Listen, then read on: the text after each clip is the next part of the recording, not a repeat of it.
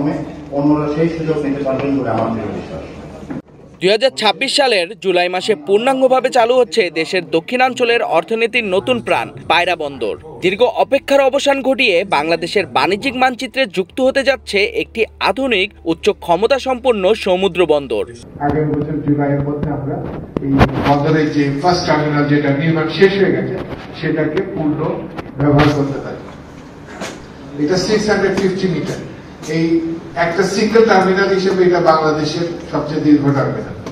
সম্প্রতি বন্দর কর্তৃপক্ষের আয়োজনে এক মতবিনিময় সভায় পায়রা বন্দরের chairman rear admiral Masud Iqbal জানিয়েছেন, প্রথম টার্মিনালের নির্মাণ কাজ প্রায় শেষ। ইতিমধ্যে দেশি বিদেশি শতাধিক জাহাজ নিরাপদে হ্যান্ডেল করা হয়েছে। আর এই বন্দরের মাধ্যমে অর্জিত রাজস্ব বেড়েছে উল্লেখযোগ্যভাবে। প্রায় 8 মিলিয়ন টন কয়লার প্রয়োজন হবে বছরে।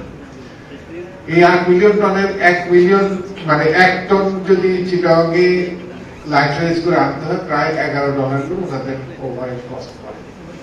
এইটা যদি আমরা এখানে করি, এটা আমাদের সাথে ওনাদের একটা আন্ডারস্ট্যান্ডিং হয়েছে মিটিং এর মাধ্যমে, ওরা $6 করে আমাদেরকে এটার জন্য দিবে, মানে ওরা $5 করে প্রতিটাতে বেঁচে যাচ্ছে।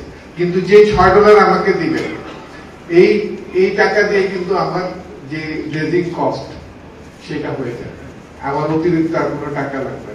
পায়রা বন্দরে নির্মিত হচ্ছে দেশের দীর্ঘতম 650 মিটার জেটি ও 3,25,000 বর্গমিটার ব্যাকআপ ইয়ার্ড। থাকছে আধুনিক কন্টেনার শেড, 24 ঘন্টা কন্টেনার পরিবহন সুবিধা, গভীর ও নিরাপদ নৌপথ এবং আন্তর্জাতিক মানের পোর্ট সাপোর্ট সুবিধা।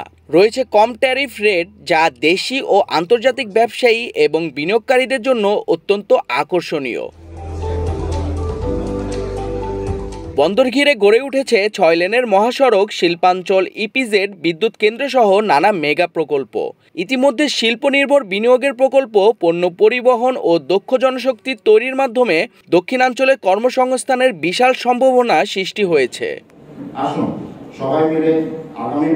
সভায় অংশগ্রহণকারীরা বলেন, পায়রা বন্দর কেন্দ্রিক অর্থনৈতিক কর্মকাণ্ড শুধু দক্ষিণাঞ্চল নয়, পুরো দেশের শিল্পায়ন, কর্মসংস্থান ও রাজস্ব বৃদ্ধিতে গুরুত্বপূর্ণ ভূমিকা রাখবে।